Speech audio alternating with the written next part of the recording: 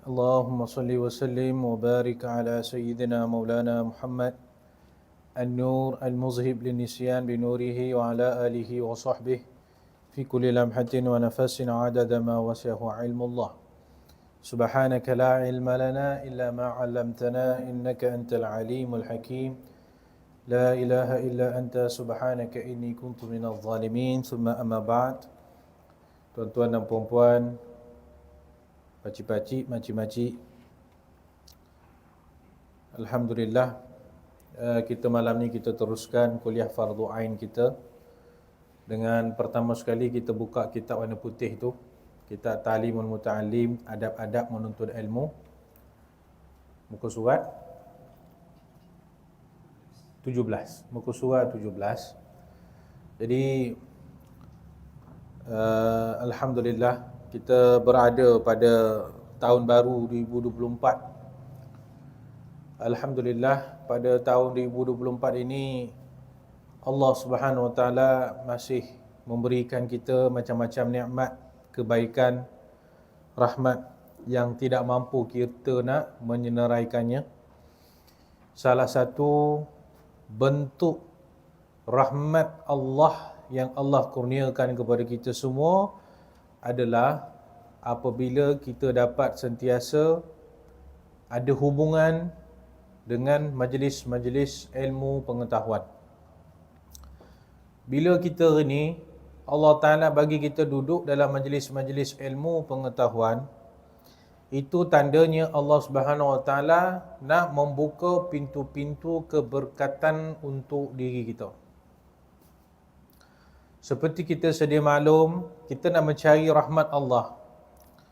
Kita semua nak mencari rahmat Allah. Kita semua mengharapkan Allah Ta'ala berkat hidup kita. Kita semua mengharapkan Allah murahkan rezeki kita dunia akhirat. Kita semua mengharapkan Allah Ta'ala memberikan kita ketenangan. Dan salah satu nak dapatkan semua yang itu adalah sentiasa duduk dalam majlis-majlis ilmu. Dalam hadis yang selalu kita dengar, apabila seseorang itu berjalan di atas satu jalan dengan tujuan dia nak mencari ilmu pengetahuan, nak kenal Allah Ta'ala, maka dengan dia berjalan itu Allah mudahkan perjalanan dia masuk dalam syurga. Kalau jalan nak masuk syurga pun boleh jadi mudah bila kita ini pergi menuntut ilmu, maka apatahlah sangat benda-benda lain kita kat dunia ni. Dan apabila seseorang itu duduk dalam majlis-majlis ilmu, maka Allah hantarkan malaikat untuk menurunkan rahmat. Maksudnya apa? Maksudnya Allah nak tambahkan keberkatan dalam hidup kita apabila kita duduk dalam majlis-majlis ilmu. Jadi, kalau boleh majlis macam ni dikejar dan diburu, dicari, dengan tujuan dia adalah kita nak minta Allah Ta'ala menambah keberkatan dalam diri kita melalui majlis-majlis ilmu ini. Dan sepatutnya kalaulah kita ni kan mula-mula dapat datang majlis ilmu macam ni, Lepas tu tertahan pula daripada datang majlis-majlis ilmu. Mula-mula rajin datang, lama-lama dia dah tak datang dah. Kenapa tak datang? Mungkin dia rasa jemu, mungkin dia rasa bosan, mungkin dia bergaduh dengan sama-sama makcik dekat tempat mengaji tu, bergaduh dengan kawan-kawan dia. Apalah pun sebabnya, akhirnya dia tertahan daripada datang majlis ilmu. Maka itu seolah-olah Allah Ta'ala nak halau dia keluar daripada rahmatnya. Allah dah ajak dia datang dalam majlis ilmu, dapat rahmat. Tiba-tiba dia memisahkan diri dia daripada majlis ilmu. Tandanya dia nak keluarkan diri dia daripada rahmat Allah. Dia nak keluarkan diri dia daripada keberkatan yang Allah nak bagi kat dia. Sebab tu benda yang paling kita risau dan kita takut adalah Allah tak bagi kita duduk dalam majlis ilmu itu tandanya Allah nak tutup pintu-pintu kebaikan untuk diri kita. Sebab itu tuan-tuan dan puan-puan, imam-imam besar, ulama-ulama besar, bila ditanyakan, wahai syekh, kamu ni dah tua dah, kamu ni dah berumur dah, kamu ni dah alim dah, bila kamu nak berhenti belajar? Apa jawapan mereka? Kami belajar daripada buayan sampai masuk liang lahat. Sampai mati kami akan belajar. Sampai mati kami akan terus menerus menuntut ilmu, belajar, duduk dalam majlis ilmu. Sebab itu adalah punca kepada keberkatan hidup. Jadi kalau kita ni tak dapat masuk majlis ilmu ni, kita dah kena risau sebenarnya. Kita kena rasa sedih sebenarnya. Kita kena rasa bimbang dengan diri kita kalau kita tidak diberi izin oleh Allah duduk macam ni dalam ilmu. Belajar, mengaji ilmu fardu ain dan sebagainya. Jadi kita berharap tahun 2024 ni semakin rapat hubungan kita dengan majlis-majlis ilmu. Jangan semakin renggang pula. Jangan semakin jauh pula. Tahun lepas rajin datang. Kan, tahun 2023 rajin dia datang. Tengok tahun 2024, oh semakin jarang dah datang majlis ilmu dah. Kenapa tak datang majlis ilmu? Oh, dah banyak dah belajar dengan ustaz ni, cukup-cukup lah dia kata. Kan? Macam-macam alasan. Jadi kita harap tuan-tuan dan puan-puan, dengan tahun baru ni jangan sampai hubungan kita dengan ilmu tu putus. Kalau terputus hubungan kita dengan majlis ilmu, itu tandanya terputus keberkatan daripada hidup kita. Bila saya kata majlis ilmu, tidak semestinya lah di sini. Yang rajin pergi majlis ilmu kat masjid, silakan pergi. Ada majlis ilmu dekat surau, silakan pergi. Mana-mana tempat asalnya ada majlis ilmu, belajar ilmu, kenal Allah, kenal Nabi, kenal sunnah, belajar ilmu fardu ain, pergi je lah. Dengan niatnya satu sahaja, supaya Allah rahmat kita, supaya Allah berkat hidup kita. Cukup. Baik, jadi kita teruskan pengajian kita ini. Alhamdulillah. Saya betul-betul bila fikir balik dah masuk tahun 2024 ni, saya betul-betul rasa bersyukur juga. Alhamdulillah. Tempat ni masih berjalan, tempat ni masih meriah, makcik-makcik pun masih datang. Walaupun hari ni agak sunyi sikit sebab Adam tak ada. Adam kurang sihat kot. Ya, lupa pula minggu lepas dia dah cakap dia pergi rombongan. Jadi sunyi sikit hari ni, tak apalah, kan? Alhamdulillah, ala kulli hal tempat ni masih berjalan tuan-tuan dan puan-puan. Masih ada orang datang nak belajar Quran, nak belajar kitab, belajar fardu ain. Ni tahun 2024 dah ni. Saya fikir-fikir balik, Masya Allah, masih ada rezeki lagi kita di sini untuk meneruskan perjuangan menuntut ilmu, nak beramal, menghidupkan tempat ni. Bagi saya cukup bersyukurlah tuan-tuan dan puan-puan. Baik, kita teruskan malam ni kitab Ta'limul Muta'allim.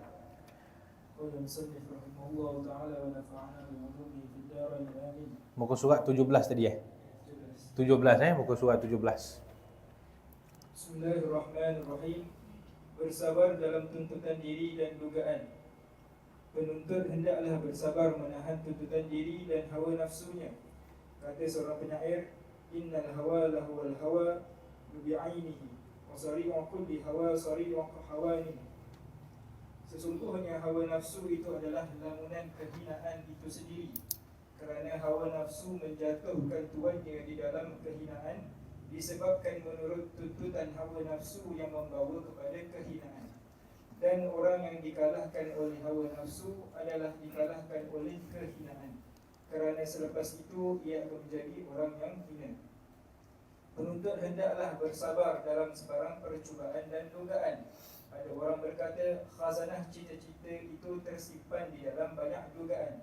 Sesiapa yang ingin mencapai cita-citanya, hendaklah bersabar dalam menghadapi apa jua dugaan. Telah dibaca kepadaku sepotong syair yang dikatakan kepunyaan Ali bin Abu Talib yang Allah muliakan mukanya. Ala la tanalu li'alma illa bisittatin, سأنبئك عن مجموعها ببيان ذكاء وحرص واختبار وبلغة وإرشاد أستاذ وطول زمان. Ketahuilah bahawa engkau tidak akan mencapai ilmu dan tidak akan sampai kepadanya melainkan dengan 6 perkara. Aku akan terangkan kepada engkau, jumlahnya adalah seperti berikut: kecerdikan, keinginan yang kuat, kesabaran, bulughah iaitu memadai dengan apa yang ada, petunjuk guru dan lama masa. Baik. Jadi di sini Tuan Syekh pengarang kitab menyatakan para pelajar, para penuntut ilmu hendaklah bersabar menahan tuntutan diri dan hawa nafsunya. Maksudnya, tuan-tuan dan puan-puan, menuntut ilmu pengetahuan ini satu perkara yang cukup hebat, cukup agung, cukup besar. Kalaulah kita tengok macam mana para ulama-ulama terdahulu mereka mencari ilmu pengetahuan, kita merasakan perkara yang cukup ajaib. Cara mereka nak menuntut ilmu ni cukup hebat. Ada kisah seorang ulama ni, dia bermusafir daripada kampung dia pergi ke Mesir. Bila dia sampai di Mesir, dia bersama dengan kawan-kawan dia pergi menuntut ilmu. Pagi pergi belajar, lepas subuh dah pergi mengaji. Lepas mengaji, sambung mengaji, sambung mengaji, sambung mengaji, sambung mengaji. Jadi pada satu hari mereka singgah di pasar dan beli ikan. Ikan tu dia bawa balik rumah sebab nak masak. Nak masak ikan, masak asam pedas. Tetapi bila mereka beli ikan tu, dia simpan, besok tu nak makan lah. Tapi besok tu dia orang tak sempat nak makan ikan tu. Lepas subuh je dia dah keluar daripada rumah sebab nak mencari ilmu. Pergi mengaji dengan seorang syekh. Lepas mengaji dengan syekh ni, pergi mengaji dengan syekh yang lain. Pergi mengaji dengan syekh lain, syekh lain, sampailah malam waktu isyak baru balik semula ke rumah. Tengok, alamak, ikan aku tak masak lagi ni. Tak apalah, nantilah. Sebab dah letih, badan dah letih. Tak dapat nak masak, besoklah kita masak. Tidur. Besok tu bangun lepas subuh, tak sempat masak lagi. Terus keluar daripada rumah, pergi mengaji lagi. Sampai malam. Malam balik, letihnya badan. Bila aku nak masak ikan ni? Tak sempat masak lagi, dia tidur sebab dah letih. Pagi besok tu dia bangun lagi lepas subuh, pergi terus mengaji. Tak sempat nak masak ikan tu. Mengaji. Malam tu dia datang tengok ikan dia tu dah mula berubah. Ikan terbiar kat luar 2 hari. Berubahlah bau ikan tu. Dah bau macam busuk-busuk sikit. Maka apa dia buat dengan kawan-kawan dia? Dia kata, ikan ni saya rasa kita memang tak ada masa nak masak. Kita makan macam tu je lah. Lalah ikan tu dimasak mentah-mentah. Dimakan mentah-mentah, tuan-tuan. Dimakan mentah-mentah sebab apa? Sebab tidak mempunyai masa nak masak ikan itu. Kerana daripada pagi sampai malam mereka mengaji. Dengan ulama', dengan masyayikh. Habis di sini mengaji, pergi tempat lain mengaji. Habis di tempat tanah mengaji, datang sini tempat sini mengaji. Perjuangan mereka, seriusnya mereka, bersungguh-sungguhnya mereka nak mencari ilmu, sampai nak masak sedap-sedap pun tak ada masa. Ini perjuangan ulama' terdahulu, tuan-tuan dan puan-puan. Saya pernah cerita kisah tu dan banyak kisah-kisah yang kita pernah ceritakan sebelum ini. Ada seorang ulama' besar mazhab Hanafi, nama dia Imam Qadhi Yusuf. Imam Qadhi Yusuf ni mengaji dengan guru dia Imam Abu Hanifah. Selama berapa lama, tuan-tuan? Bukan 2 tahun, bukan 3 tahun. Dia belajar dengan gurunya Imam Abu Hanifah selama 40 tahun. Selama 40 tahun, setiap hari dia akan duduk dengan guru dia Imam Abu Hanifah untuk belajar. Setiap hari tanpa miss. Pada satu hari, anak dia meninggal. Anak laki dia meninggal. Anak laki kepada Imam Qadhi Yusuf ni meninggal. Bila dapat berita anak dia meninggal, dia balik sekejap ke rumah. Dia tengok anak dia dah meninggal, jenazah dah ada kat rumah. Dia panggil kawan dia, jiran dia seorang, dia kata, saya nak minta tolong, kau tolong uruskan jenazah anak aku. Aku tak dapat nak uruskan jenazah dia sebab kejap lagi aku ada kelas pengajian dengan guru aku Imam Abu Hanifah. Jadi dia pun tinggalkan jenazah anak dia, minta orang lain tolong settlekan, dia pergi sambung belajar lagi. Sampai nak nguruskan jenazah anak sendiri pun mereka tak ada masa kerana kesungguhan mereka nak menuntut ilmu pengetahuan tu.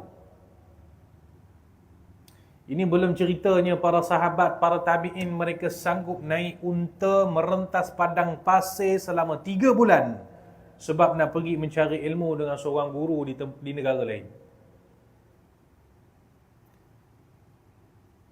Jadi dalam usaha mereka nak mencari ilmu ni tuan-tuan dan puan-puan, semua habis. Masa, tenaga, harta, nyawa, diri, anak, isteri, semua mereka sanggup tinggal sebab nak mengejar ilmu. Kenapa dia orang sanggup kejar ilmu sampai macam tu sekali? Sebab mereka faham nilai ilmu. Mereka tak nak mati dalam keadaan jahil. Jadi kesungguhan mereka nak mencari ilmu itu, ya, tidak mesti dia memerlukan kepada sabar. Sabar ni bukan senang. Bukan senang nak sabar menuntut ilmu ni tuan-tuan dan puan-puan. Ya. Kita nak datang mengaji di Darul Hikmah setiap hari Selasa ataupun setiap hari Khamis ataupun pagi Jumaat pagi. Banyak kekangan yang kita akan hadapi. Time tak belajar, tak pergi mengaji, dia tak ada masalah. Time pergi mengaji, masa itulah kaki dia sakit. Time nak pergi mengaji, masa itulah kepala dia sakit. Nak diikutkan hati, baik duduk rumah, layan cucu. Baik duduk rumah, tengok ceramah kan. Time macam ni lah, ceramah tengah keluar dekat TV kan. Time macam ni lah, duduk sedap, duduk lepak kat rumah. Tapi sanggup dan sabar dalam menuntut ilmu ni, dia akan menyebabkan kita tinggalkan semua benda-benda tadi, datang untuk mengaji. Ini namanya sabar. Orang yang tak ada sifat sabar, dia tak dapat pergi mana-mana dalam urusan menuntut ilmu. Bayangkan ulama-ulama kita pergi menuntut ilmu, tinggalkan anak dan isteri, tinggalkan ibu dan ayah, tinggalkan kampung halaman selama berpuluh-puluh tahun. Ya, ustaz-ustaz kita, contohnya Ustaz Motar, Ustaz Firdaus, pergi belajar di Tunisia lah, belajar di Mesir lah. Bukan sebulan 2 bulan, bertahun-tahun. Kalau bukan kerana ada kesabaran dalam hati tu tuan-tuan, sampai kat luar negara tu sebulan cabut balik lah kita. Kan, rindu dengan mak ayah, rindu dengan makanan, rindu dengan kawan-kawan, duduk pula kat Mesir, Tunisia, entah negara orang, negara Pak Arab, nak bercakap dengan Pak Arab lah, dengan kena bully dengan orang Arab, kena tipu dengan orang Arab, dengan makanan dia yang kita tersusah nak makan, dengan cuaca yang begitu panas, dengan cuaca yang begitu sejuk. Kalau bukan kerana ada sedikit kesabaran tuan-tuan dan puan-puan, saya rasa ustaz-ustaz kita sampai sana 3 hari dia dah balik sini balik dah. Tak ada ingin dah nak duduk kat luar negara tu. Jadi dengan berkat kesabaran yang Allah Ta'ala bagi tu, alhamdulillah adalah sedikit ilmu tuan-tuan dan puan-puan. Jadi ingat pesanan Tuan Syekh ni. Dia kata orang mencari ilmu mesti kena ada kesabaran. Sabar. Bila ada halangan nak datang belajar, kena sabar, kena harung. Bila setakat sakit kaki sikit, sakit kepala sikit, sabar, kena harung. Bila ada kekangan-kekangan tertentu, sabar, kena harung. Maka hanya orang macam ni yang dia akan dapat ilmu itu tuan-tuan dan puan-puan. Jadi kat sini dia kata penuntut hendaklah bersabar dalam sebarang percubaan dan dugaan. Maksudnya Orang belajar ni memang macam-macam cabaran dia. Orang datang mengaji ni macam-macam cubaan dia. Setan ni tuan-tuan. Setan ni dia tak ada bagi kita datang mengaji saja-saja tu. Macam-macam perangai dia buat. Macam-macam dugaan dia akan bagi. Kan? Tengah-tengah siap-siap nak pergi Darul Hikmah, datang setan. Dia kata lah, luar tu tengah hujan tu. Tak payahlah pergi duduk rumah lah. Hujan-hujan pergi mengaji buat apa. Nanti dah basah, nanti selsema, nanti dah selsema, nanti demam, nanti dah demam, nanti kena makan ubat. Wah tu. Pandai setan dia masuk dalam kepala kita ni. Kan? Jadi sudahnya layan setan tu tak ada lah pergi mengaji tuan-tuan. Pagi Jumaat datang lagi setan datang pagi Jumaat. Kita baru nak bersiap pergi kelas akidah Ustaz Firdaus kan. Datang setan.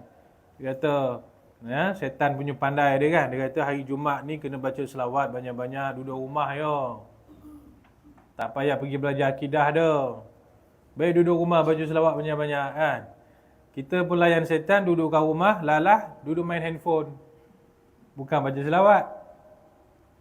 Kan, dengan kelas akidah pun tak dapat, selawat pun tak jadi, duduklah dengan setan kat rumah tu. Jadi ni semua permainan-permainan, dugaan-dugaan, ujian yang perlu ditempuhi. Orang yang tempuh semua ini, maka dia akan dimuliakan oleh Allah Ta'ala dengan ilmu dan pelbagai ganjaran-ganjaran yang hebat. Orang-orang yang tak berjaya tempuh dugaan dan ujian yang ini, maka duduklah dia dengan kehinaan. Sampai bila-bila masa tak kenal pun Allah. Bertahun-tahun beribadat, solat tapi tak kenal pun pada Tuhan. Duduklah dalam kehinaan. Bertahun-tahun beribadat tapi mana sah, mana batal pun tak reti. Mana rukun, mana sunat pun tak reti. Mana makruh, mana haram pun tak reti. Orang-orang yang kalah dengan ujian ini, kata pengarang, dia akan duduk dalam kehinaan. Kehinaan apa?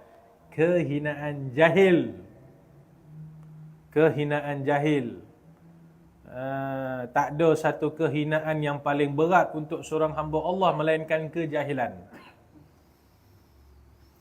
Jadi pesan pengarang kitab ni dia kata penuntut hendaklah bersabar dalam sebarang percubaan dan dugaan. Ya.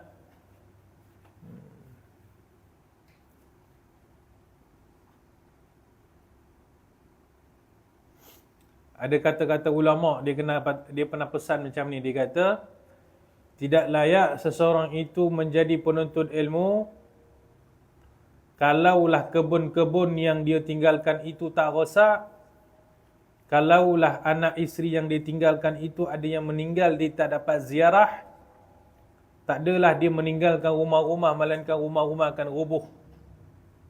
Maksudnya ciri-ciri penuntut ilmu ni, harta benda dia ni akan rosak satu persatu. Sebab apa? Sebab dia tak ada masa nak jaga harta benda dia. Kebun dia akan rosak, ladang dia akan rosak, rumah dia akan rosak. Sebab apa? Sebab dia sibuk nak menuntut ilmu sampai tak ada masa nak buat kerja lain. Tidak layak seorang tu menjadi seorang penuntut ilmu sehinggalah ada di antara saudara mara dia yang terdekat yang meninggal tapi dia tak dapat nak pergi ziarah orang tersebut. Sebab apa? Sebab sibuk menuntut ilmu. Kita ni bila-bila betul-betul menjiwai ilmu ni tuan-tuan dan puan-puan, kita akan tengok apa kata-kata ulama ni semua betul belaka. Berapa ramai ustaz-ustaz bila dia pergi menuntut ilmu di negara lain ataupun di negeri lain, dia meninggalkan mak ayah adik-beradik dia di Malaysia. Dan ada di antara mereka mak ayah mereka itu meninggal. Maka ustaz-ustaz ini tidak mampu untuk menziarahi jenazah mak ayah mereka. Dia dekat luar negara, dia dekat Jordan, dia dekat Tunisia, dia dekat Mesir, mak ayah meninggal. Macam mana nak datang? Macam mana nak datang? Daripada perjalanan daripada Mesir nak sampai Malaysia dah 1 hari lebih. Daripada Tunisia nak balik Malaysia lagi jauh. Daripada Jordan nak sampai Malaysia mungkin 2 hari. Mana sempat nak tengok mak ayah yang baru meninggal tu? Berapa ramai orang-orang menuntut ilmu dalam keadaan dia tak dapat tengok mak ayah dia buat kali terakhir pun. Adik-beradik ada yang meninggal, dia tak dapat datang tengok. Kawan-kawan ada yang meninggal, dia tak dapat datang tengok. Macam-macam baik buruk di tanah air berlaku, dia tak dapat datang tengok. Sebab apa? Sebab menuntut ilmu pengetahuan. Adanya orang-orang yang sanggup mencari ilmu dengan mengorbankan semua-semua ini, maka dapatlah kita merasa belajar dengan orang-orang alim ni, dapat belajar dengan ustaz-ustaz macam ni, adalah ilmu tu tadi. Kalau semua orang nak duduk kat sini, tak ada siapa nak pergi menuntut ilmu. Semua nak duduk kampungnya. Tak ada nak pergi menuntut ilmu di luar negara, tak ada yang nak menuntut ilmu di luar negeri. Maka percayalah, lama-lama ilmu akan hilang, orang-orang semua akan jadi bodoh belaka. Semua orang akan jadi jahil belaka sebab tak ada orang yang mampu menarik tangan mereka menuju kepada Allah Ta'ala. Jadi dugaan yang perlu ditempuhi untuk mencari ilmu ni bukan senang tuan-tuan dan puan-puan. Ya, sebab tu ulama kata cita-cita itu tersimpan di dalam banyak dugaan. Oh, ni kata-kata yang cukup hebat ni.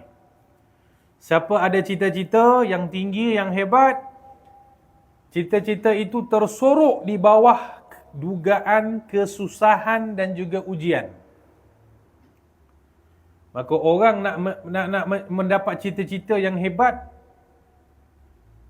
dia kena merempuh dugaan, dia kena merempuh ujian dan kesusahan. Orang putih mengistilahkan benda ni, dia kata comfort zone, zon selesa. Tak ada orang yang duduk dalam zon selesa ini, dia boleh berjaya dengan kejayaan yang hebat. Tak ada. Dalam apa benda kita nak cari macam itulah. Nak jadi orang kaya, nak jadi orang berilmu, nak jadi orang hebat, nak mendidik anak, nak berniaga. Semua ini memerlukan kepada bersabar dengan dugaan. Kerana kejayaan itu tersorok, cita-cita itu tersorok di sebalik kesusahan. Orang-orang kita zaman dulu tuan-tuan dan puan-puan, orang tua-tua zaman dulu susah dia nak berjaya. Orang zaman dulu-dulu, datuk nenek moyang kita ni susah nak berjaya, tapi akhirnya mereka berjaya. Kan? Orang zaman sekarang ni manja. Nak susah tak nak, macam anak kita lah. Nak suruh dia susah ni usah payah. Jadi maksud pengarang kitab, dia kata cita-cita itu tersimpan di dalam banyak dugaan. Sesiapa yang ingin mencapai cita-citanya hendaklah banyak bersabar dalam menghadapi apa jua dugaan. Wallahu a'lam. Nanti kita sambung lagi yang bait syair tu, nanti kita sambung. Kita teruskan dengan kitab Safinatun Najah, muka surat 74. Sambungan daripada bab sujud sahwi.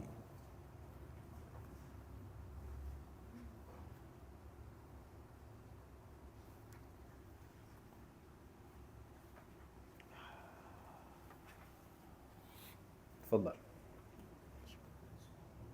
Qala musannif rahimahullah ta'ala wa nafa'ana bi ulumihi fid darain amin. Muka surat 74. Bismillahirrahmanirrahim. Faslun asbab sujud as-sahwi arba'atun. Al-awwal tarku ba'd min ab'ad as-salati aw ba'd al-ba'd. الثاني فعل ما يبطئه عمده ولا يبطئه سهوه إذا فعله ناسيا. الثالث نقل ركن قولي إلى غير محله. الرابع إيقاع ركن فعلي مع الاحتمال الزيادة. Pasal yang 38, sebab sujud sahwi ada 4 perkara, iaitu yang pertama, meninggalkan sebahagian daripada sunat ab'ad salat, atau meninggalkan sebahagian daripada sebahagiannya.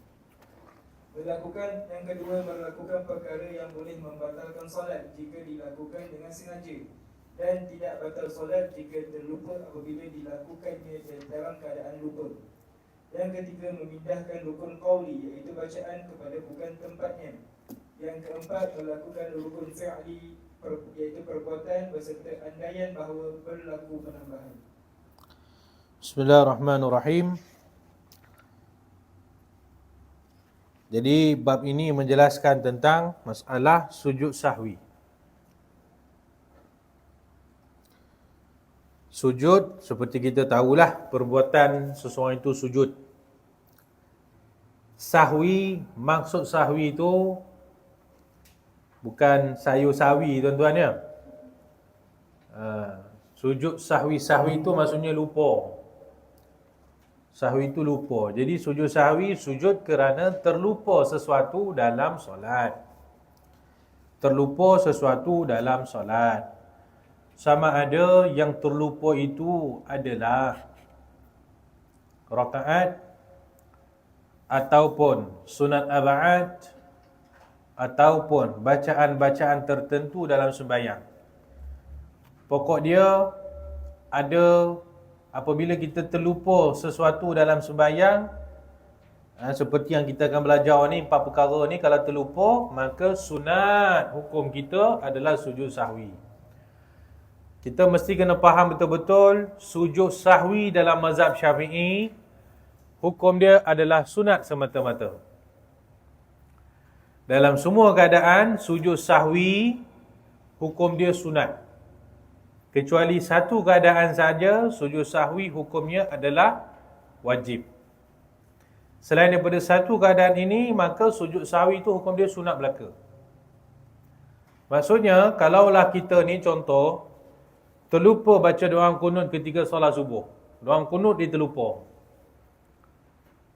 Kejap lagi dia nak sujud sahwi. Sekali time nak sujud sahwi, dia terlupa sujud sahwi juga. Kunutnya terlupa, sujud sahwinya terlupa. Maka salat dia tetap sah. Kerana kunut adalah sunat dan sujud sahwi pun adalah sunat. Dua-dua sunat. Jangan sampai kita faham, oh sujud sahwi ni hukumnya wajib ni.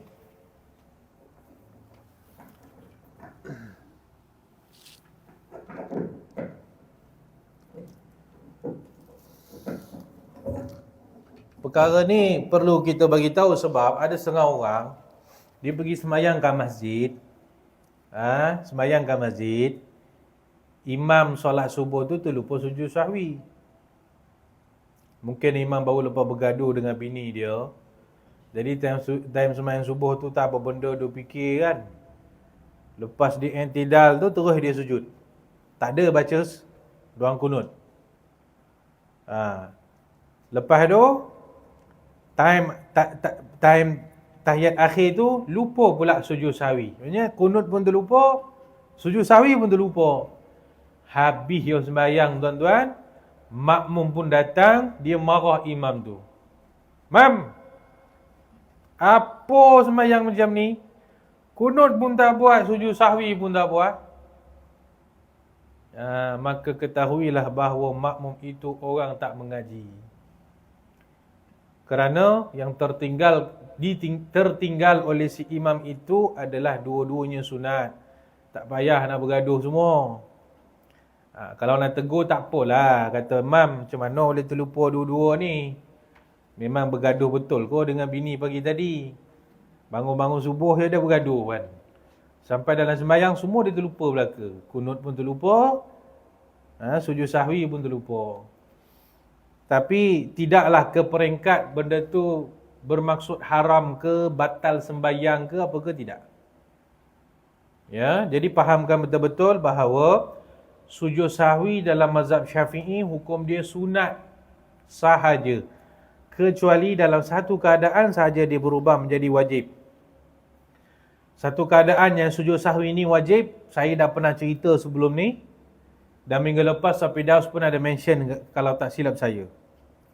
Bila sujud sahwi ini hukumnya jadi wajib? Bila hukumnya jadi wajib tuan-tuan dan puan-puan? Iaitu si makmum. Kalau imamnya sujud sahwi, maka wajib makmum follow sekali. Kalau imam, dia sujud sahwi, makmum belakang dia tak tahu pun apa sebab imam sujud sahwi. Makmum still kena follow. Makmum tak boleh kata, imam dia sujud sahwi entah kenapa entah. Tak apalah, aku tak sujud sahwi lah. Dia stay je. Imam dah sujud dah. Makmum stay saja dalam tasyahud akhir, dia tak sujud. maka makmum ini dikira berdosa dan hukum dia, solat dia menjadi batal. Jadi bila imam sujud sahwi, wajib makmum follow sekali. Walaupun makmum terpinga-pinga. Makmum tak tahu kenapa imam sujud sahwi. Faham tuan-tuan?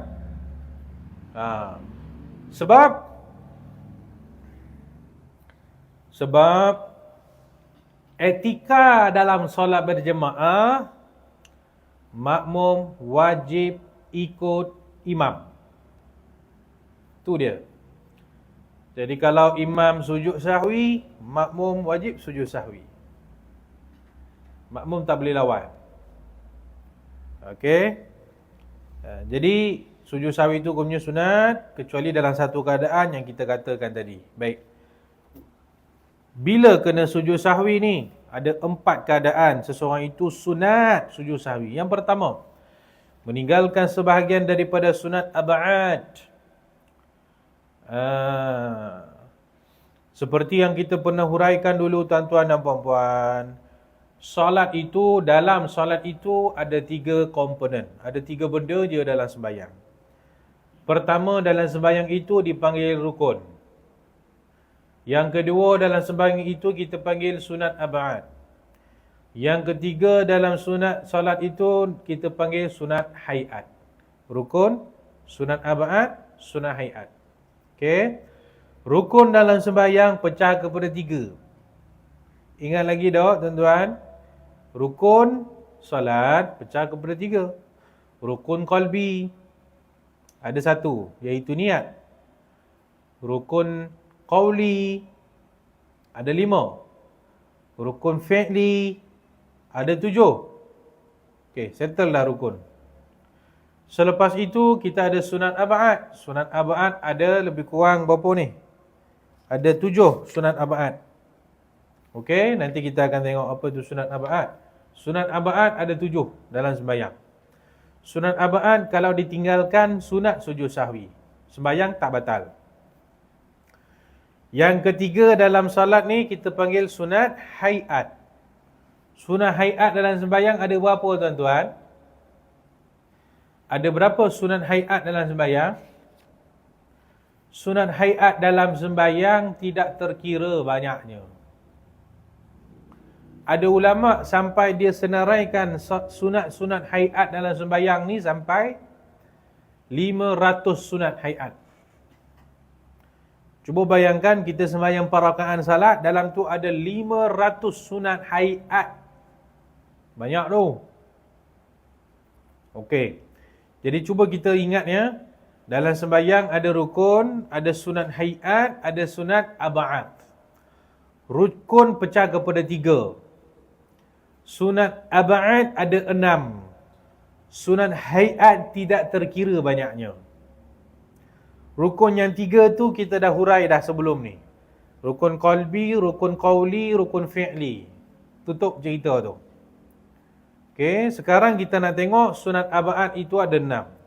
Jadi bila tertinggal salah satu daripada 6 sunat ab'ad, maka sunat kita sujud sahwi. Itu sebab yang pertama. Sebab yang kedua, sunat kita sujud sahwi apabila melakukan perkara yang boleh membatalkan solat jika dilakukan dengan sengaja. Dan tidak batal solat jika terlupa apabila dilakukannya dalam keadaan lupa. Macam mana nak faham ni tuan-tuan? Baik.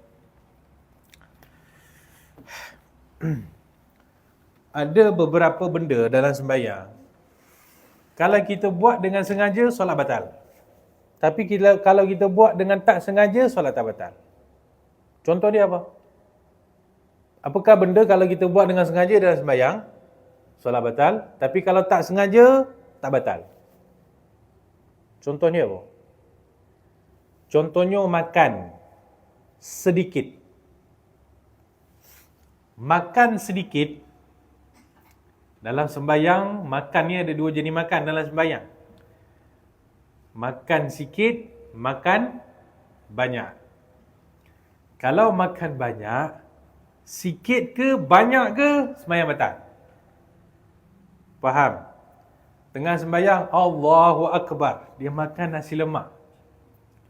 Tengah sembahyang, dia makan nasi lemak.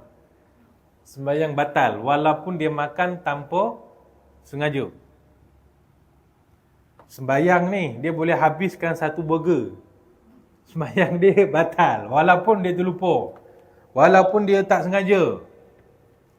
Jadi makan kalau banyak dalam sembahyang, sengaja ke tak sengaja ke, terlupa ke tak terlupa ke pun batalkan sembahyang. Kalau banyak. Tapi kalau makan sikit dalam sembahyang, kalau sengaja, batal juga sembahyang. Contoh, benda ni paling selalu berlaku kan. Orang tu buka puasa, makan. Dia dah ambil wuduk dulu, lepas tu dia buka puasa. Buka puasa bantai makan apa ni, mutabak lah, roti john lah, roti tak john lah, semua dia bantai makan. Lepas dia makan buka puasa tu, dia pun terus sembahyang maghrib. Benda ni sangat bahaya. Dia dah ambil wuduk siap-siap. Kan? Dalam 1 tahun, jarang kita ambil wuduk siap-siap sebelum maghrib kecuali pada bulan puasa saja. Betul tak? Jadi sebab nak buka puasa, dia pun dah mandi siap-siap, dia dah ambil wuduk siap-siap. Duduk buka puasa. Makan. Lepas habis makan, dia minum. Lepas dia minum, terus dia pergi sembahyang maghrib. Dia dah tak ambil wuduk lagi sebab tadi dah ambil wuduk dah. Apa yang berlaku? Masa dia tengah sembahyang tu, mulalah roti john tu terselit sikit ke sini, terkeluar. Kan? Lepas tu murtabak pula terselit belah kiri, terkeluar lagi. Time tu lah karipap terkeluar lagi sikit. Maka benda-benda yang terselit-selit tadi, kalau dia telan dengan sengaja, walaupun sikit, solat dia batal. Lah Ustaz, sikit je Ustaz. Kan banyak pun. Sikit, kalau sengaja, solat batal. Walaupun secebis makanan yang kecil. Sebab benda ni biasa berlaku. Ini sebabnya tuan-tuan, kalau kita dah makan, lepas makan, kita nak sembahyang, pergi paling common, paling sikit, kumur-kumur dulu. Ini ada kalanya dia jadi kelang kabut. Dia dah ambil wuduk siap-siap, lepas dia ambil wuduk, dia makan, lepas makan terus Allahu Akbar. Memang semua benda makanan tadi tu terkeluar sikit-sikit. Kok tertelan, walaupun sikit, tertelan dengan sengaja, solat batal. Saya cerita ni sebab ada kalanya berlaku. So kalaulah berlaku situasi tadi kan, kita buka puasa, lepas tu kita tulis sembahyang, lepas tu terkeluar daging mutabak tu sikit. Macam mana kita nak buat? Macam mana kita nak buat? Telan habis, solat batal. Pandai-pandailah keluarkan benda tu. Paling senang, keluarlah. Pakai jari, keluarkan, simpanlah dulu kat tangan tu. Ada orang saya pernah tengok, dia keluarkan, dia masuk dalam poket. Ada yang paling kurang ajar, dia buat apa? Dia tuikan benda tu, terkeluar kena kat orang depan. Macam-macam ya. Yang penting, apa nak buat pulanglah. Yang penting kalau tertelan dengan sengaja, sembahyang batal. Okey. Tertelan dengan sengaja, sembahyang batal. Tapi dia, masa dia tengah sembahyang tu, dia duk fikir. Macam-macam benda dia fikir. Dalam keadaan dia tengah fikir tu, dia tak perasan. Terkeluar sikit daging mutabak tu, dia tertelan dalam keadaan dia tak perasan. Dalam keadaan dia tak sengaja. Dalam keadaan duk fikir, alah tertelan sikit. Tak sengaja tu. Maka di sinilah hukum dia sunat, dia sujud sahwi. Kerana makan dengan sikit adalah perbuatan yang kalau dilakukan dengan sengaja, dia batal. Kalau dilakukan dengan tak sengaja, maka tak batal. Maka ini sunat dia sujud sahwi kejap lagi. Faham tak? Dia macam complicated sikit. Benda-benda yang kalau kita buat dengan sengaja, dia membatalkan sembahyang. Tapi kalau dilakukan tanpa sengaja, dia tak batalkan sembahyang. Sembahyang kita selamat. Tapi still sunat sujud sahwi. Sunat sujud sahwi. Kenapa ke sunat sujud sahwi? Kerana kita terlupa dan melakukan satu perbuatan yang kalau dilakukan dengan sengaja, solat boleh batal. Kita termakan dengan keadaan terlupa. Terlupa tak? Terlupa kan? Sujud sahwi lah kejap lagi. Walaupun maksud dia kalau tak sujud sahwi pun sembahyang kita sah je. Tak batal pun. Sebab termakan kan, terlupa tadi kan. Jadi solat tak batal. Tapi sunat kita sujud sahwi. Begitu jugalah contoh yang lain adalah kalau kita tertambah rukun. Kalau kita tertambah rukun dengan sengaja, batal tak sembahyang? Sembahyang batal lah. Tambah rukun dengan sengaja. Sekarang kita tertambah rukun dalam keadaan tak sengaja. Bila tertambah rukun tak sengaja, solat tak batal. Tapi sunat sujud sahwi. Kerana tertambah rukun itu adalah perbuatan yang kalau dilakukan dengan sengaja, maka membatalkan sembahyang. Maka apabila dilakukan dengan tak sengaja, maka sunatlah sujud sahwi. Boleh faham kau ni? Susah sikit nak faham ni. Cuba tengok balik.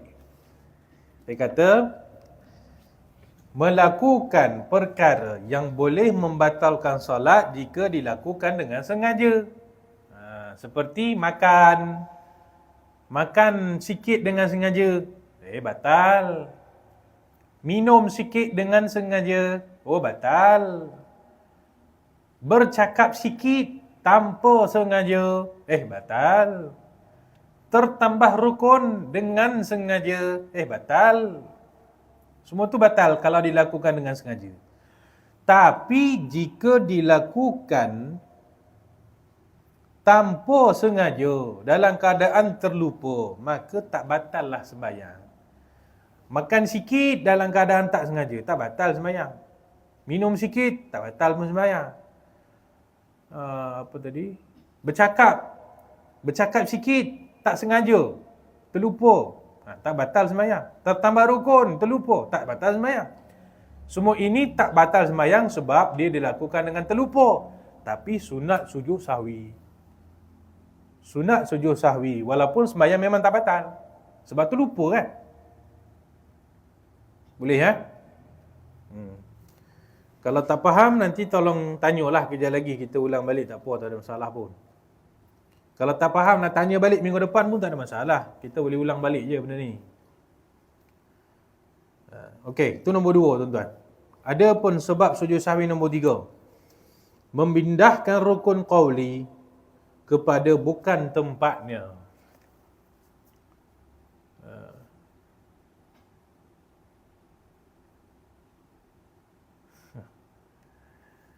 Okey, maksud dia rukun qauli kita ada berapa tadi tuan-tuan? Ada 5. Takbiratul ihram, baca surah Fatihah, baru tasyahud akhir, salawat pada Nabi, memberi salam yang pertama. Ada 5 kan?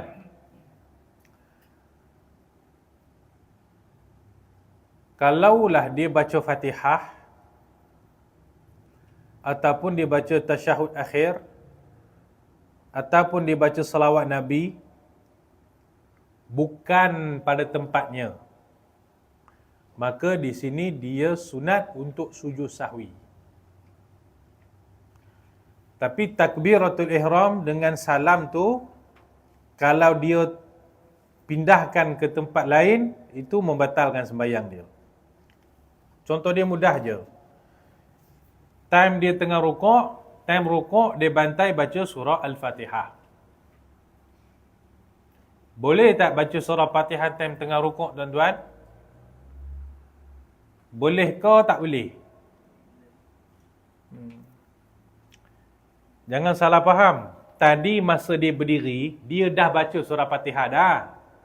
Rukun dah selesai dah ni. Tapi time rukuk, dia baca pula kali kedua. Entah apa jin rasuk dia, tak tahulah. Time rukuk, dia baca surah Fatihah. Maka sunat kejap lagi di sembahyang, sunat kejap lagi di sujud sahwi. Kerana dia membaca Fatihah bukan pada tempatnya. Walaupun dah baca tadi, time qiyam dah baca dah. Tapi time rukuk dia baca lagi. Sujud sahwi kejap lagi. Yang lagi parah tuan-tuan, time tengah rukuk ataupun di time tengah sujud, dia baca tasyahud akhir. Orang baca subhanallahil azim wa bihamdih, dia baca at-tahiyyatul mubarakatus salawatut thayyibatulillah. Kan? Orang dah cakap dah, lepas asar jangan tidur. Lepas asar tidur ni otak jadi mereng. Dia tak nak dengar cakap sekali di sembahyang asar tu. At-tahiyyatulillah itu time rukuk dia. Memang mereng kepala dia tu. Dia baca tahiyat ketika dia rukuk. Tapi dia baca juga kejap lagi. Time tasyahud akhir dia baca juga. Tetapi sunat dia sujud sahwi kerana dia baca rukun qauli itu bukan juga pada tempat dia. Macam mana kalau dia, contoh tadi, dia baca Fatihah pada qiyam, time rukuk dia baca lagi. Okay. Ini selamat. Solat dia sah. Tinggal lagi kena sujud sahwi. Macam mana kalau dia tak baca pada waktu qiyam, tapi dia baca Fatihah hanya ketika rukuk tu? Time qiyam dia tak baca. Contoh ya. Dia baca doa iftitah, Allahu akbar kabira, alhamdulillah katsira, dia baca doa iftitah. Lepas tu terus dia baca surah ya, Qul huwallahu ahad. Dia tak baca surah Fatihah. Time qiyam. Bila time rukuk, dia baca surah Fatihah time rukuk. Okey, solat dia jadi macam mana? Boleh tak dia sujud sahwi sebab dia menakalkan, dia memindahkan bacaan rukun Fatihah tu kepada rukuk? Ni dia kata sujud sahwi, cukup tak kalau sujud sahwi kejap lagi? Tak cukup. Sebab apa tak cukup? Dia baca tak Fatihah? Baca tak? Baca kan? Jadi solat dia boleh sujud sahwi ke tak boleh? Tak boleh. Sebab apa tak boleh? Tapi dia baca je Fatihah tu time rukuk. Jadi apa yang hilang kat sini? Kalau dia baca Fatihah time rukuk, apa yang hilang? Ada satu rukun dia hilang kat situ. Rukun apa yang hilang? Ataupun tasyahud akhir tadi dia baca time rukuk atau time sujud. Baca tak tasyahud akhir? Baca. Tapi dia tak baca masa last sekali. Dia tak baca time last. Dia bantai baca time rukuk ataupun sujud. Baca tak? Baca. Bukan dia tak baca. Dia baca. Sah ke batal sembahyang dia kalau macam tu? Batal. Sebab apa batal? Sebab dia hilang satu rukun. Rukun apa yang hilang kat sini? Ya? Bukannya dia tinggalkan bacaan tu.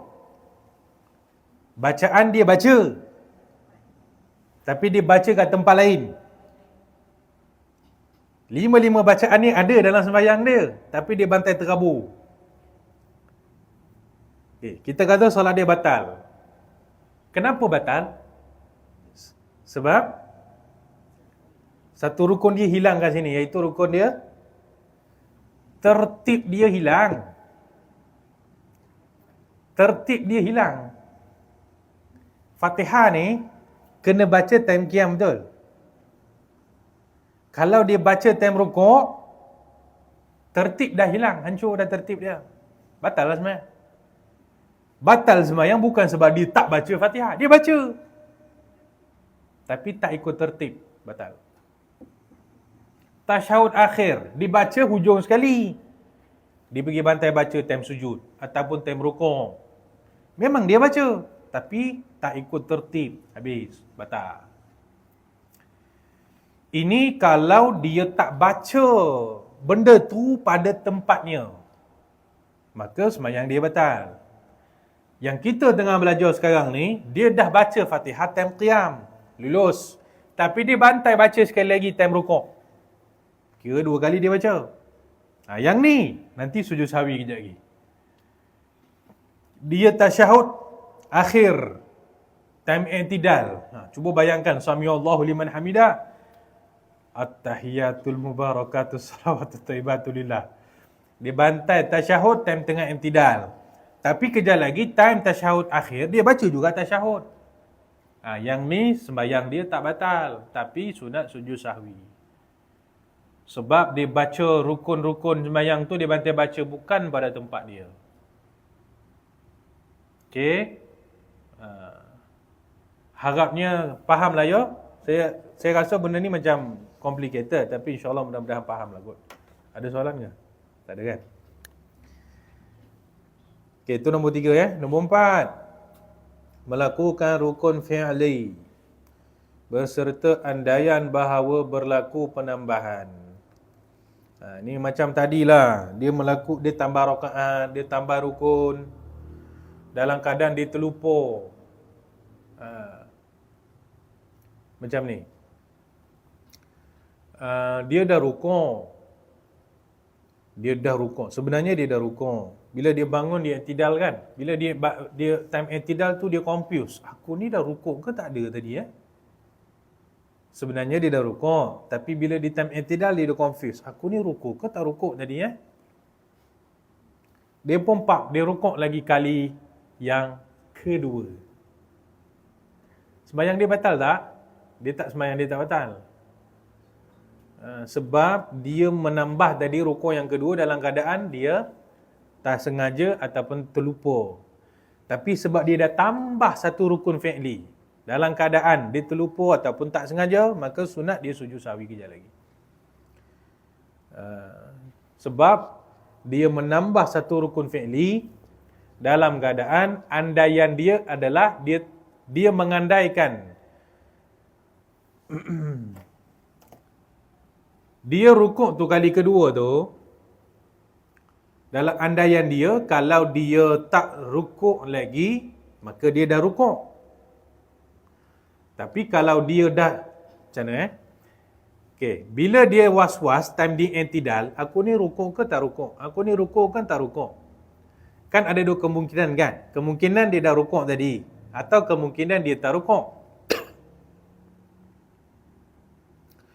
Maka bila dia rukuk kali kedua, sama ada dia betul-betul dah rukuk untuk kali yang pertama, atau sebenarnya dia dah tertambah rukuk yang kedua.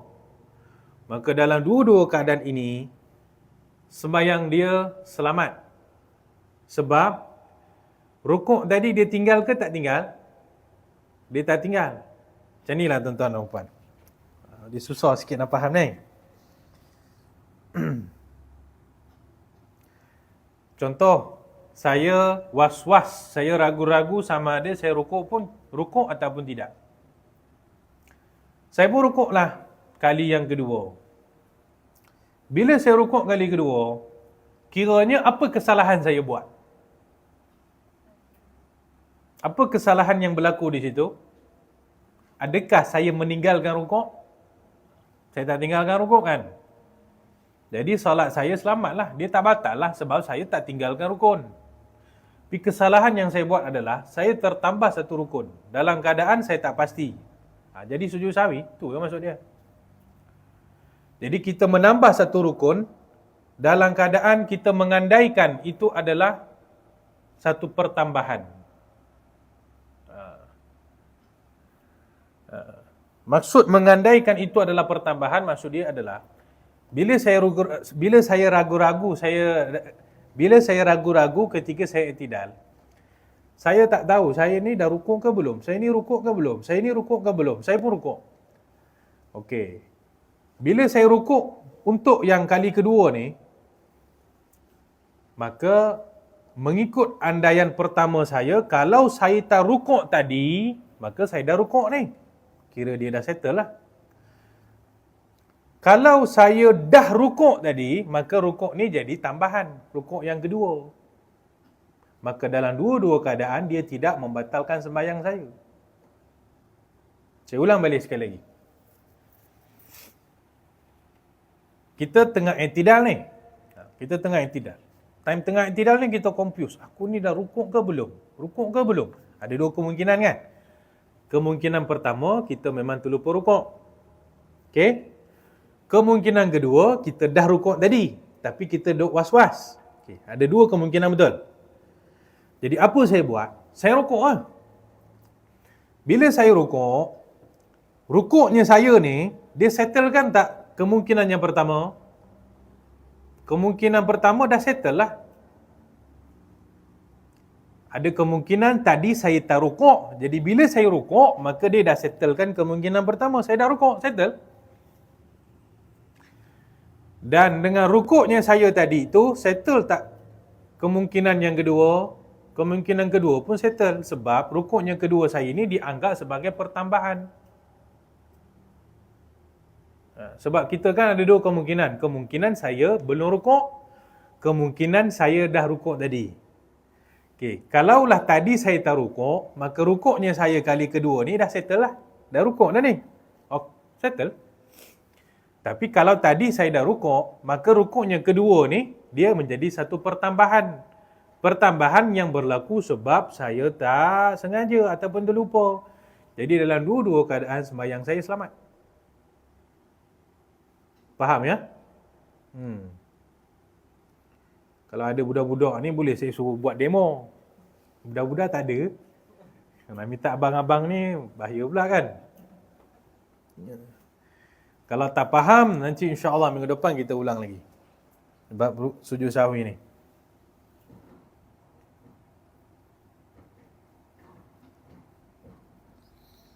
Baik, ada apa-apa soalan ke nak tanya?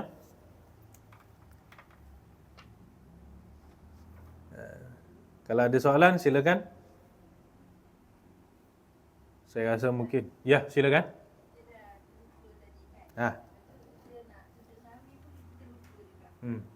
Tak ada masalah. Selamat dah sembahyang kita. Saya cuba nak fahamkan. Dia je ni. Sekarang ni saya i'tidal. Bila saya i'tidal, saya bagi contoh lain Saya bagi contoh baca surah Fatihah. Okey. Saya bangun daripada rukuk. Okay. Saya tengah i'tidal ni. Masa saya tengah i'tidal, saya duduk confuse. Tadi saya baca Fatihah ke tak baca Saya duduk confuse. Confuse ni sebab ada dua kemungkinan. Kemungkinan pertama, saya tak baca. Kemungkinan kedua, saya dah baca, cuma saya tak ingat. Jadi saya duduk ragu-ragu, tak baca ke tak baca? Baca ke tak baca? Baca ke tak baca? Jadi apa saya buat? Saya patah balik, saya terus baca surah Fatihah. Bismillahirrahmanirrahim. Alhamdulillahirabbil alamin, arrahmanirrahim. Bila saya patah balik baca surah Fatihah, kemungkinan pertama tadi saya tak baca tadi kan? Tadi saya tak baca kan? Kemungkinan pertama dah selesai ke belum? Saya dah baca dah. Yang kali kedua ni saya dah baca, tampal balik. Okey, dah settle. Kemungkinan kedua adalah tadi saya memang dah baca. Lepas tu saya dah confuse. Lepas tu saya baca balik kali kedua. Ada masalah ke saya baca Fatihah dua kali? Tak ada masalah. Jadi, dua-dua keadaan ini tidak membatalkan sembahyang saya. Saya tertinggal ke baca Fatihah tadi? Saya tak tinggal. Kalau ikut kemungkinan pertama, kan saya dah baca juga Fatihah tu kan? Jadi saya dah selamat. Tapi kalau tadi memang saya dah baca Fatihah, saya terbaca kali kedua. Ada masalah ke kalau saya terbaca kali kedua? Tak ada masalah. Jadi dengan dua-dua kemungkinan ini, sembahyang saya kira sah. Tapi sunat sujud sahwi. Cuba bayangkan. Saya dah confuse. Saya baca Fatihah ke tak baca? Baca ke tak baca? Baca ke tak baca? Tak apalah, tak payah baca lah. Saya terus sujud. Apa berlaku sembahyang saya? Batal. Sebab ragu-ragu. Baca ke belum? Dah baca ke belum? Dah baca ke belum? Sepatutnya bila dah ragu-ragu tadi, apa kena buat tuan-tuan dan puan-puan? Pergi baca balik. Pergi baca balik.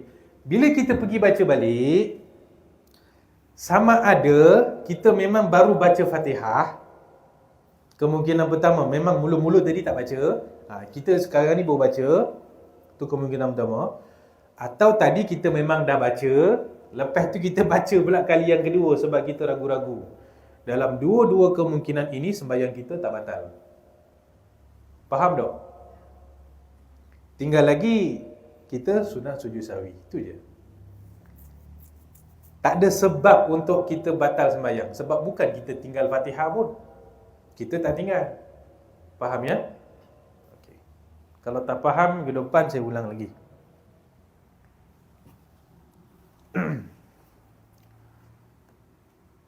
Jadi jawapan untuk makcik tadi, jadi kalau kita dah macam patah balik, kita dah baca Fatihah tu, last kali, sunat juga sujud sahwi. Kalau tak sujud sahwi, tak ada masalah. Kenapa saya kata tak ada masalah? Sebab kita dah memang settlekan masalah tadi yang surah Fatihah tu. Kalau memang mula-mula tadi kita tak baca, kita dah patah balik, kita dah baca dah. Tapi kalau memang mula-mula kita dah baca, tak apalah, aku dah baca kali kedua. Dalam keadaan tak sengaja. Jadi dua-dua ini tak ada masalah. Tak batal pun sembahyang. Tinggal lagi, kejap lagi sujud sahwi. Sebab kepala dah serabut tadi. Kepala dah terlupa tadi kan. Dah serabut, dah ragu-ragu kan. Dah terlupa kan. Sebab terlupa tadi, maka sunatlah sujud sahwi. Mudah-mudahan faham tuan-tuan. Kalau tak faham, kita ulang lagi minggu depan, insya-Allah. Ada soalan? Silakan. Kalau terlupa rakaat macam mana Ustaz? Okey, masalah terlupa rakaat ni kan, jangan risau, benda ni selalu berlaku. Kalau kat saya mungkin setiap hari berlaku. Itu kelebihan kalau kita ni sembahyang berjemaah ke masjid surau. Jarang kita terlupa rakaat, betul. Kita kalau sembahyang kat rumah tuan-tuan, masya-Allah, 5 kali sembahyang kat rumah, saya rasa 5 kali saya terlupa. Terlupa rakaat. Macam mana kalau masalah terlupa rakaat? Kalau terlupa rakaat ni mudah sahaja. Kita bila terlupa rakaat, kita kena pasang kemungkinan. Kemungkinan kita ni dah sembahyang 3 rakaat ke 4 rakaat. Maka di antara kemungkinan 3 dan juga 4, wajib kita memilih yang kurang. Pilih yang 3. Jadi tambah satu lagi. Kalau kita tengah sembahyang, kita terlupa, ni rakaat berapa ni 2 ke 3 ni, 2 ke 3 ni, 2 ke 3 ni, maka wajib pilih kita ni, wajib kita anggap kita ni dah 2 rakaat, ambil yang kurang. Kan? Ni bukan masalah zuhur, asar, isyak yang 4 rakaat tu. Orang sembahyang subuh 2 rakaat pun dia terlupa rakaat padahal 2 je sembahyang dia. 2 je rakaat tu pun terlupa. Maka kalau dia confuse, aku ni dah rakaat 1 ke 2, 1 ke 2, 1 ke 2, wajib dia ambil rakaat yang 1. Kalau dia sembahyang zuhur, asar, maghrib, isyak, dia confuse 2 ke 3, 2 ke 3, 2 ke 3, wajib dia menganggap dia baru selesai 2. Kalau dia confuse, aku ni dah sembahyang 3 ke 4, 3 ke 4, 3 ke 4, wajib dia menganggap dia dah sembahyang 3. Jadi tambahlah. Jadi bila kita lupa bilangan rakaat salat, ambil terus yang kurang. Ambil yang kurang, tambahlah berapa yang tak cukup. Ambil yang kurang, tambah berapa yang tak cukup, dan kejap lagi sujud sahwi. Sujud sahwi je, tak ada masalah. Cuba macam ni saya dah sembahyang 4 rakaat isyak. Masuk rakaat keempat isyak, saya dah confuse. Aku ni dah sembahyang 3 ke 4, 3 ke 4, 3 ke 4. Saya pun ambil saya ni dah sembahyang 3. Jadi saya kena tambah satu lagi rakaat betul. Jadi saya dah sembahyang 5 rakaat. Rakaat yang kelima itu saya solat sebab terlupa ataupun tak sengaja, sebab ragu-ragu. Solat saya sah ke batal? Sah lah. Sebab dah memang terlebih. Sepatutnya sembahyang 4 kan? Oh, ini dia rajin sikit, dia tambah satu lagi jadi 5. Tinggal lagi tambahan ini sebab ragu-ragu. Jadi tak ada masalah lah. Selamat lah. Okay. Cuba bayangkan. Saya sembahyang rakaat ketiga. Saya dia confuse. 3 ke 4? 3 ke 4? 3 ke 4? Alah, 4 lah. Saya pilih yang 4. Maksudnya pada rakaat ni saya terus bagi salam. Saya dah sembahyang berapa rakaat sebenarnya? 3. Isyak berapa rakaat tadi? 4. Tapi saya tersembahyang 3 sebab saya ambil, kononnya saya dah ambil yang 4 rakaat. Padahal sebenarnya saya baru sembahyang 3. Tapi saya pilih yang 4. Maka saya sembahyang isyak 3 rakaat. Sah ke batal? Batal lah. Sebab itu, bila kita ambil yang kurang, maka sembahyang kita selamat. Jadi kita ambil yang kurang, sembahyang kita akan selamat.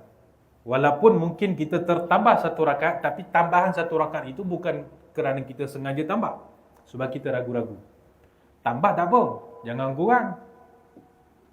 Faham tak kenapa kita disuruh ambil yang kurang? Jangan ambil yang lebih. Jadi kalau kita sembahyang rakaat keempat, kita ambil yang kita ni sembahyang 3 rakaat je baru, maka kita sembahyang 5. Lebih lah, tak apalah lebih. Lebih ni sebab kita ragu-ragu, selamatlah juga.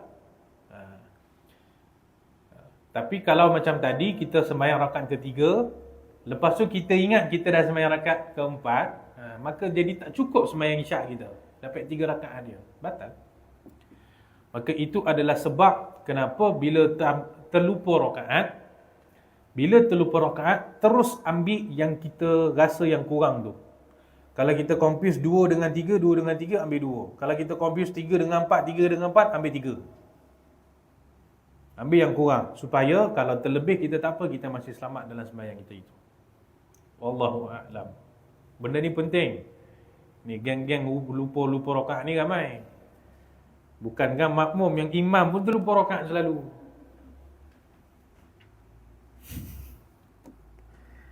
Bayangkan saya pernah sembahyang, saya jadi imam, makmum saya 10 orang. Saya sembahyang Zuhur 3 rakaat je. Yang sedar, yang terperasan tu seorang je daripada 9 orang makmum tu. Yang 8 orang tu pun tak tahu yang saya hanya sembahyang 3 rakaat time Zuhur. Ya, imam dengan makmum sama-sama hampir nama. Apa dia ingat dalam sembahyang tak tahu. Ha? Kan? Semua sembahyang khusyuk sangat sampai terlupa rakaat berapa. Benda ni selalu berlaku. Jadi ambil kaedah pilih rakaat yang kurang. Jangan pilih rakaat yang lebih, jangan. Wallahu a'lam. Ada soalan lain? Tak ada kan? Itu saja tuan-tuan ya. InsyaAllah kita ada. Sila cik. Macam mana? Ya, sujud sahwi kena buat. Sujud sahwi kena buat. Kenapa sujud sahwi kena buat? Sebab kita terlupa. Tu je. Kita kena faham, sujud sahwi ni dia bukan sebab kita melakukan kesalahan ke apa ke, tidak. Kita buat sujud sahwi sebab kita terlupa. Kita terlupa sesuatu dalam sembahyang, maka kita kena sujud sahwi. Jadi bila kita confuse 3-4, 3-4, 3-4, kita sebenarnya terlupa tak bilangan rakaat kita? Terlupa lah kan? Jadi sebab terlupa bilangan rakaat, maka nanti sujud sahwi. Walaupun terlupanya kita tadi tidak membatalkan sembahyang. Macam kita terlupa tadi, 3 ke 4, 3 ke 4, 3 ke 4. Kita ambil 3. Solat kita tak batal sebab memang cukup pun rakaat tu. Tapi sebab siapa suruh terlupa tadi, maka sujud sahwi. Jadi tujuan kita sujud sahwi tu bukannya menampal ke apa, tidak. Sujud sahwi tadi sebab kita menyesal sebab kita lupa tadi. Kita terlupa. Jadi bila lupa dalam sembahyang, maka sunat sujud sahwi. Tapi lupa tu maksudnya lupa apa? Bukan lupa tu maksudnya semua jenis lupa. Kita pun benda ni pun kena jaga juga. Bukan semua jenis lupa dalam sembahyang kena sujud sahwi. Kan? Kalau tak mengaji fiqh betul-betul, ada orang terlupa baca surah dalam sembahyang. Dia habis baca Fatihah je kan, terus dia rukuk. Dia terlupa baca surah. Kejap lagi dia pergi bantai sujud sahwi. Betul ke perbuatan tu? Tak betul. Kenapa tak betul? Sebab yang tertinggal itu sunat hayat. Tak perlu sujud sahwi dah. Kalau tertinggal yang sunat ab'ad, baru sujud sahwi. Jadi kenalah tahu mana ab'ad, mana hayat. Lepas tu yang cerita tertinggal apa, terlupa rakaat lah apa semua tu kan. Semua tu kena sujud sahwi. Sebenarnya ada perbincangan yang agak panjang berkenaan dengan apabila kita tertinggal rukun. Dia bukan. Kita tertinggal rukun, lepas tu kita teringat. Yang ni mungkin ke depan kita baru belajar. Ada orang tertinggal rukun, lepas tu dia teringat yang dia tertinggal rukun dalam sembahyang. Dia nanti ada 4 keadaan. Nanti yang ni kita hurai pada minggu depan lah. Ya. Jadi senang cerita sujud sahwi ni adalah kerana kita terlupa sesuatu dalam sembahyang. Maka disunatkan kita sujud sahwi. Wallahu a'lam. Ada soalan lain ke? Tak ada ya? Bismillahirrahmanirrahim. Alhamdulillahirabbil alamin. Allahumma anfa'na bima 'allamtana wa 'allimna bima yanfa'una wa zidna 'ilman wa 'amalan ya arhamar rahimin. Allahumma ati nufusana taqwaha wa zakkiha anta khairu man zakkaha anta waliyuha wa maulaha. Allahumma nawwir qulubana bi nuri hidayatika kama nawwartal arda bi nuri syamsika ya arhamar rahimin. Sallallahu wasallam ala sayyidina maulana Muhammad wa ala alihi wa sahbihi ajma'in walhamdulillahi rabbil alamin.